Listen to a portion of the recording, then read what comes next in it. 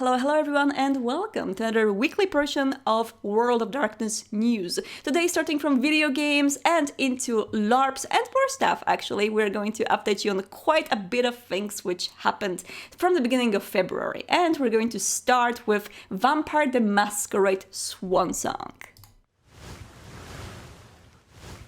Swansong has uncovered new gameplay bits in a 60 seconds video which explains what Swansong is. And this video is actually super useful for our community because I understand that it might be a little bit difficult to catch up to all of the news about the games and things we are cooking, as we are cooking a lot of things. Sins of the Sires are coming soon, Swansong of course, and a lot of other games and things that we are planning behind the scenes. But in the meantime, Swansong is trying to reach to as many people as possible with the general wisdom, with the information of what can you expect from Swansong in itself. We're going to watch the highlight video right now to give you a glimpse. If you watched this video already, please feel free to watch it again and pay closer attention to the little UI tidbits such as the trees, the discipline trees, and as well as dialogues and the choices which you might experience in the game, because some of that is visible in this tidbit. And after that, we're going to come back here and give you a little bit more detail on that. Let's go. Welcome to Vampire the Masquerade Swansong. Swansong is a narrative RPG that immerses you in a dark and glamorous vision of Boston, on the border between the real and the supernatural. Adapted from the TTRPG, Vampire the Masquerade Swansong is a new game from Big Bad Wolf, creators of the Council, where you play as three protagonists, Caleb, Emmem, and Leisha.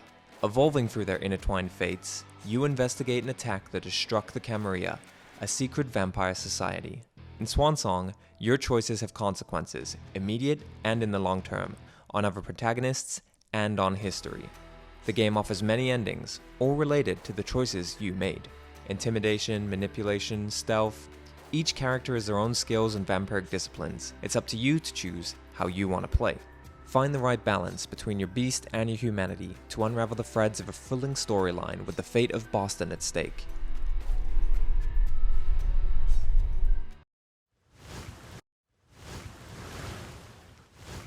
I do hope this little 60-second video with a little bit more gameplay tidbits was informatory.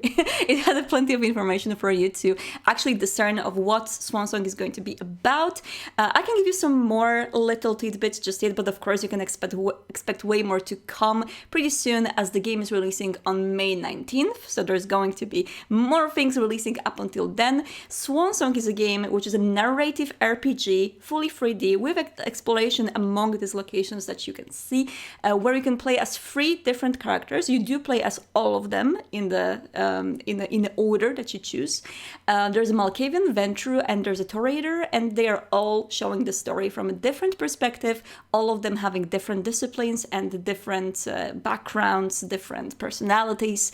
So you are basically experiencing the same world, the world of undead Boston, from the perspective of these three characters. There's a lot of choices, there's a lot of ways to build up your characters and build up their skills and skill trees in order to work it in a way that you want your characters to go a little bit more into the disciplines, or go a little bit more into social skills, for example. But basically this game is kind of a build up of what Big Bad Wolf, the developer, did previously with the game called The Council. I recommend to check it out. I really like this game, and I think that it really shows you very well how a Vampire the Masquerade game could be done. I feel like when I played Council the first time, I felt this feels like a Vampire the Masquerade game, although it's not, but it really did feel like one. So they're taking basically the same direction, expanding it a little bit more, making it more vampire, and that's what Swansong is.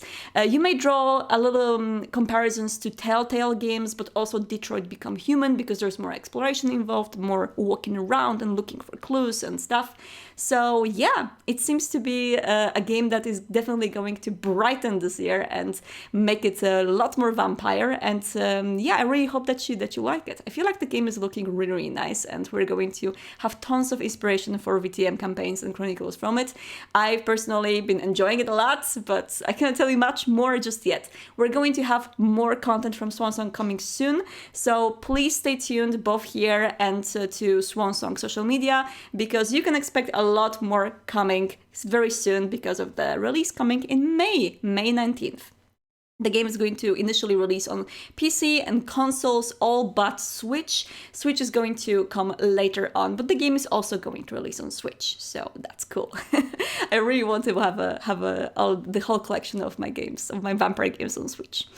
So yeah, please do follow Swansong. If you have any questions, do stay for our QA aspects that we're going to have at the very end of the stream. And if you're watching us on YouTube, please ask your questions about Swansong below, and we will be there to hopefully answer it if we can still, just yet, before more is uncovered. In the meantime, let's jump on to more gaming news. And more gaming news is about Werewolf the Apocalypse Earthblood, which is now on Steam. You might be wondering, hey, this game released already, right? Why are we talking about it right now?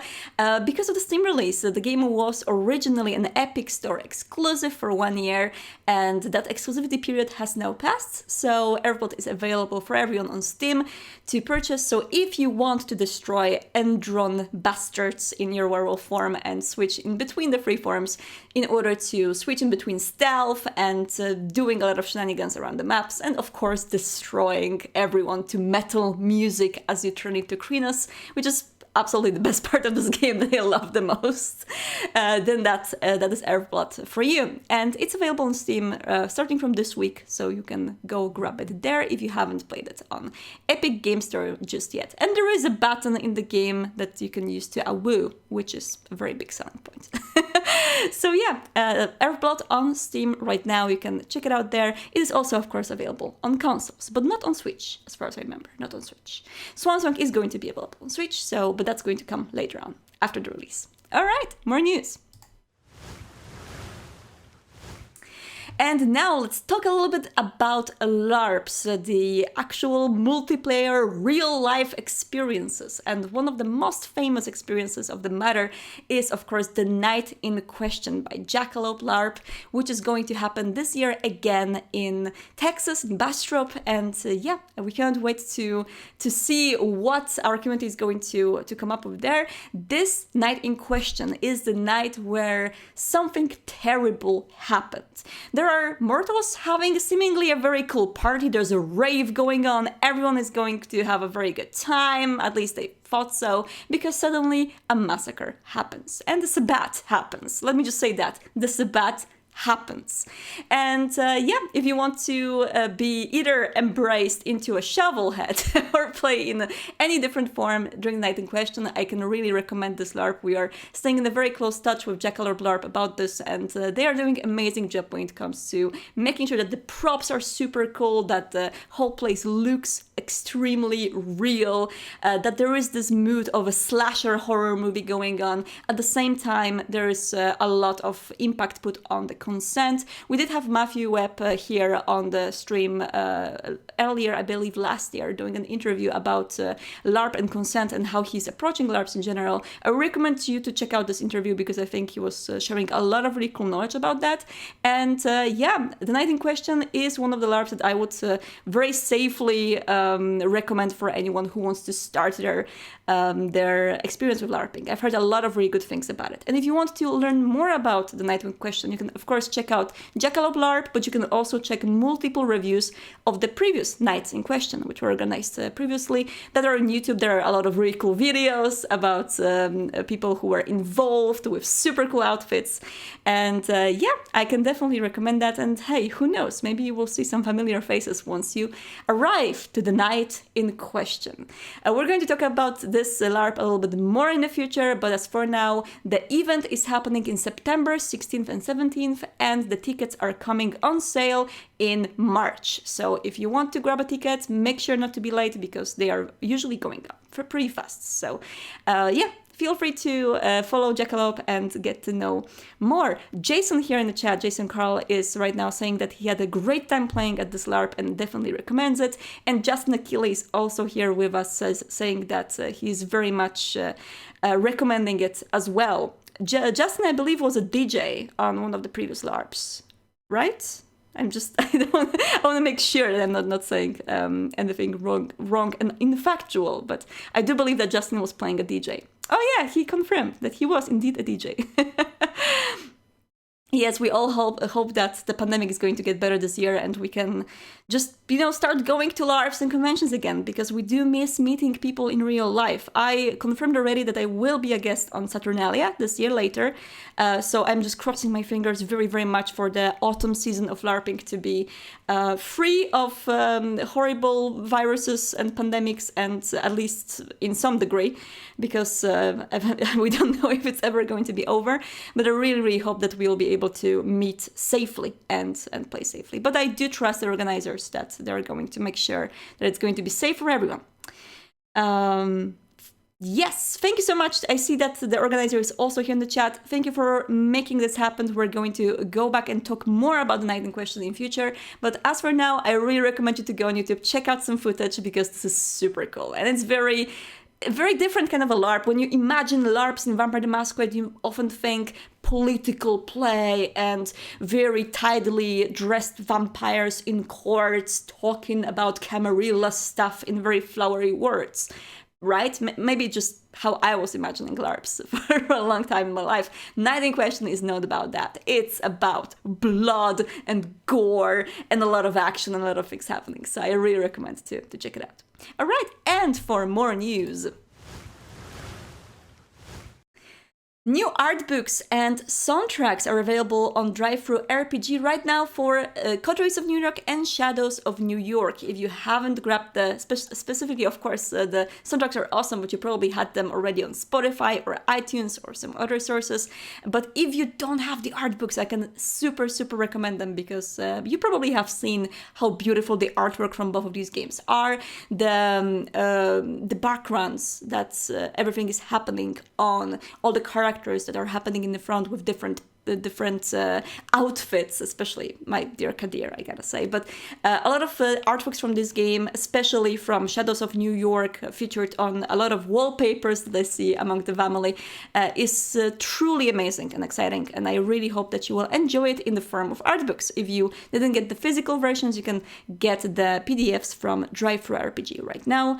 And yeah, there's also music available to buy. I love the soundtrack from Shadows of New York made by Resina, and I can definitely recommend you to check it out. She was a guest on the news show back in the days, so if you want to listen to the interview with Resina about making the music to Shadows, I can definitely recommend that as well. Gorgeous, beautiful, thank you so much for DrawDistance for releasing these, and yeah, I hope you will enjoy. And in the meantime, I'm going to connect to Hari and see what the community is up to this week. But as I am connecting, I just want to remind you that we have plenty of things to wait for this year. From the very announced things, of course, there's Vampire the Masquerade Sins of the Sires, the Choice of Games game that we had an interview with the author on one of the previous news shows, and it was super promising. All of the premise in Athens, Greece. There's a lot of things that come into Sins of the Sires being really cool, and the demo is available right now on Steam, so you can download it and play it yourself if you want to get the glimpse of what the game is about. All Choice of Games titles on Steam, I believe, for Vampire, they do have demos, so you can actually check them out. Then, of course, we have Swansong on May 19th. There is the announced World of Darkness Nexus from Demiplane, which is also coming this year, which is going to be your digital role-playing set, and a lot of other really cool things which we are preparing. And of course, you may expect the winner from Vampire Jam, Heartless Lullaby, to release on Steam as the free game for everyone, so everyone will be able to try it out. And we cannot wait to share you more that we're planning regarding the community-made games, because we do have some plans ahead that we would love to share with you in the close future, but not just yet. In the meantime, I have a question for the whole community. I am going to start doing this a little bit more often during the news show. For this week's question that I would love you to answer either in the comments below the video or in the chat if you are here watching us right now, on our social media, anywhere. The question is, during role-playing Vampire the Masquerade, what are the resources that you find the most needed for you, the most maybe lacking from what is available currently for Vampire the Masquerade? When you are storytelling or when you are role-playing, what would you love to have on your site, on your screen? Some kind of a quick look reference, something that you would love to see. I would love to know if there's any sort of a resource like this that you would really want to have, because hey, we are here to help you out, and we would love to know how we can help you. And in the meantime, I'm joining Hadi. Hadi, can you hear me? Hello. Hello. I can hear you and I can see you. Beautiful. Let me just very quickly switch to spotlights. Perfect. All right. Let me see. Everyone can see you right now. Awesome. And I am going straight there to Miro. And now I cannot see you for some reason. Oh, now I can. There we go. Perfect. I disappeared. It's just the La Sombra Bane, as always. It is the La Sombra Bane. You know what happens? Like, no one can see this right now, but when I have you on my screen, you flicker a lot for some reason for me. And on screen, like in OBS, everything is good, but like on my screen, you flicker. So there is La Sombra Bane coming on. Oh, great. I know. Super. So how was this week for the family? This week for the family was really good. There's a lot of stuff going on, like always. A lot of new games actual plays being produced, and wonderful, I don't know how to put it, like photography happening of characters, art. Andrea Payne is still doing Vamptober. Yes, perfect. All right, let's go through it one by one, starting from the leftmost, My Spider Inside. I thought you would enjoy this one very much. OC from latest version of Vampire the Masquerade. Girls who didn't ask for the curse, but now they're gonna raise some hell after surviving, of course. I love that. We have a Cappadocian and a Tzimitzi just, thriving. This is wonderful. This really reminds me of one of my favorite characters I played with in role-playing. What I did is I showed my friend, who is a very big Vampire the Masquerade nerd, I showed him the movie Mean Girls. And he really wanted to play as Regina. Of course. And he made a Regina version in Vampire. Is more a Venture than a Toreador, I would say. She was embraced by my character, so she ended up to be a Toreador, but she definitely had some Venture vein in there. She would be a great Venture. She would. I love this. I love how they look like. What is up with this head? Is that a bag? It's a Hekata. It's an accessory. It looks like a bag, like it's hollow inside, and you just take it to the disco. I think maybe you're right about that. You just put lipstick inside. I love that. Lipstick in a blood bag. Yes. Good to go. All right, Weave the Tail. What do we have here? Yes. So one of the many games that were submitted for the Game Jam was Vampire the Masquerade, and I'm going to say it wrong because I don't speak Italian. Serenissimo. Serenissima. Yes. Yeah. Okay. I think so. I'm not sure, but I think that's how you pronounce it. Yeah. That's one of the languages I don't speak. But a V5 game is actually being made now, based off of the plot of that game. Mm-hmm. And I believe it's being run by one of the creators of the game, which is Unseelie Aurora. That's so cool. I wonder if there's going to be romance involved, just like there was in the game. Oh, I'm sure. There has to be, right? Yes. Yeah. If you want to get some vampire romance action going on, I recommend going to Itch and playing Vampire the Masquerade Serenissima, because there are romance paths in the game. So, I truly recommend it. All right. Yeah. Crimea by Night. Mm-hmm. So this is, of course, we were just talking about LARP, the night in question. This is another LARP that happens in Eastern Europe, or specifically in Crimea. Old-fashioned Tremere Archon from Eastern Europe at Mansion Fresh Blood, which is the name of the LARP. Wow. And down there, it just says Mansion of Blood, role-playing, Tremere, things like that. Amazing. Vampire. You know what's interesting? This is what I learned from Jason and Justin when I was talking to them about LARPs. And I was like, hey, I'm going on my first LARP this year. I need to get like some outfits for it, and where do you buy outfits for LARPs? And apparently the ultimate answer is Eastern Europe and Poland, Ukraine, because there's like a lot of places in our countries there for really cool historical and theatrical outfits, and a lot of people from abroad actually do shopping for LARPs in here. So, yeah, this is a proof. This looks really cool.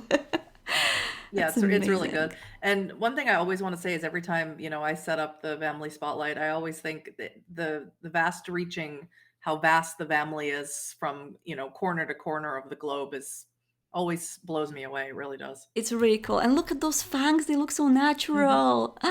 So very intense. I know. I love this. Beautiful. I really want to get to know this character more because it seems like an important character. Let me just say that. Oh, they are an Archon, so of course. Quite important. Importance. The aura of importance. I left a link here, and this is, I think you'll find this funny. Okay, I need to click it. I am afraid. What's going to happen? You don't have to be afraid. It's very short. Okay. TikTok made me watch LA by Night. Yeah, and TikTok I think made one me of the watch things that you and I have LA talked by about Night is how much we answer the question in the TikTok comments is what is this? Who is this? How do I watch this? That question gets answered 1,000 times. And I really enjoy, because sometimes I see people come back and say, I just started watching this and I love it. I'm on episode 4 or whatever it is that they say. And people are starting to watch LA by Night from TikTok, and that's just so crazy to me. I think especially your latest work on TikTok is definitely pulling people in.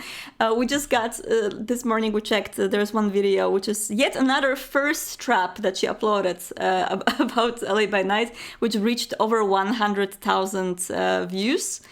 Just from this week. So huge congrats, Hattie. And for everyone who is not following Vampire the Masquerade on TikTok just yet, please do, because Hattie is doing an amazing job making the firstiest possible TikToks about LA by Night. And I love it. I live for it. It's so good. It's why you hired me, I'm pretty sure. Yes, I mean, as I told you today, sending you a lot of ministry emojis that first is how we get them. First is how we get them. We draw them in with the thirst. No, seriously, LA by Night is great for that, because ultimately LA by Night is just so not only heartbreaking but also romantic and just beautiful. Let's just face it. It's a never-ending font of TikToks. And really I am very much awaiting of what we're going to do with New York by Night, which of course me too. I've had dreams about it. I'm not gonna lie. You had dreams about it? Okay, I need to know now. What did you dream about? Oh, I've had literal dreams of whatever is gonna happen in New York by Night, of me getting to make new TikToks about it and getting to make new like heartbreaking moments and great lines and putting them up on TikTok for the world to see. I've literally had dreams about it because I'm a well-adjusted individual. I cannot wait to share more about New York. We are very much deep into like the final planning and the final preparations to start shooting. So we are going to get you news about it super soon. But as for now, please make sure to follow us everywhere so we can deliver you the news. And so Hadi can deliver you TikToks, because that's very important. That's the most important part, obviously. Of course. All right, Andrea, one of my favorite artists from the family. Look at this. Yep. I want to keep it because they are still going. They have 2 days, the 2 days left to do. So beautiful. Which one? Oh, that's a night off. Oh, just playing violin. Yeah. Honestly, if I was a vampire, I would just play like all the instruments, because I would have finally the time to learn all of them. I want to like play more instruments in general, but just like never enough time to learn. How many instruments do you play? I play bass guitar and I play keys a bit, but just a bit. But I want to learn more. So that's a lot of instruments. Yeah, but imagine if you were like had eternal life, you could like learn how to play drums or didgeridoo or like all the cool stuff that you don't have time for in your life. Because why the hell you would learn how to play didgeridoo now that you're 30 and you have a job and a kid, right? all the languages you could learn too. Exactly. All the dots in linguistics and all the dots in performance. That would be really good. All right. Broken Butterfly. Aww. I thought you'd like this one too. This is a Thin Blood coterie. Oh, can you read it? Of course. This is a quote from Panic at the Disco, a song I don't know. May it never leave you to sleep in the stone. May we stay lost on our way home. Come on, with everything falling down around me. I'd like to believe in all the possibilities. Oh, this is so cute. Yep. Hashtag Duskboard, and I was like, oh. I am dying because I'm sorry, the baby is crying in the background, if you can hear it. But I am currently playing, apart from my Celebrity, I'm playing a Finnblood, and it's a disaster Finnblood. Like, that's, like, I am literally playing a disaster. He's in a relationship right now, which is quite wholesome, but he keeps on ruining it in all the possible ways, because that's how I have to roleplay him. Like, I committed. So whenever I see Finnbloods actually having a good time, I'm like, ah. I should do that for my character. One day. No, I am a masochist. I always try to like create trouble when I play. Of course. So, I'm no, the same way. but we have, you know, in our city, because this is like a massive role playing setting. There's a lot of Finnbloods, and they are struggling. You know, I love the struggle of playing a Finnblood, but also a lot of hope coming with it, because you know things that others don't, because you have access to resources for Finnblood alchemy that others do not have the access to. So it's super cool, actually. And it seems like, for example, in the coterie that we have with Kindred and one Finnblood, that Finnblood is actually a very valuable asset. And with Profane Heroes Gaimos, like, it's so, like, amazing for full-blood vampires. So, this is, I really like Finnbloods. Sorry, Far Reach or Far Reaching, I can't remember which one. Far Reach, yeah. It is a very underrated ability. It is, it's just level 1. You can get it at character creation, definitely. You know, we had to up the level of Profane Heroes Gamos. Like, originally it was, I think, also level 1, but it was just too powerful. Like, we had to up it in the errata because it was just too powerful. Okay, Elliot Elias. So that's Chaos Them, who's in the chat right now. They played, I think it was, oh god, I'm sure it was last year, played a Dark Ages game. I believe it was Dark Ages V5. And they played a Tremere named Violet.